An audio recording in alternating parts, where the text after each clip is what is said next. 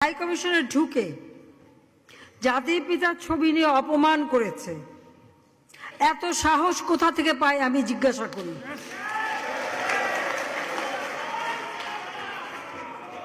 আমি জানি না আমাদের হাই কমিশনার এখন কারা বসেছিল এবং তারা সেখানে কিছুই করতে পারলো না কেন, সেটাও বড় প্রশ্ন। আর আমি আমার প্রবাসী যারা বাঙালি, না আমার প্রবাসী বাঙালিদেরও আমি বলবো যে যারা এই ঘটনাগুলি ঘটিয়েছে তারা চলাফেরা করে না, তাদের দেখেন না। যে হাত দিয়ে জাতির পিতার ওই ছবি নিয়ে তারা ভেঙেছে, তাদের যা উপযুক্ত করা উচিত সেটা করতে হবে। কারণ জাতির পিতার নাম মুছে ফেলার চেষ্টা করা হয়েছিল, তো তারিখ যেহেতু দূরের কথা, ওর বাপ তো চেষ্টা করেছিল এই নাম মুছতে, ওর বাপও চেষ্টা করেছিল।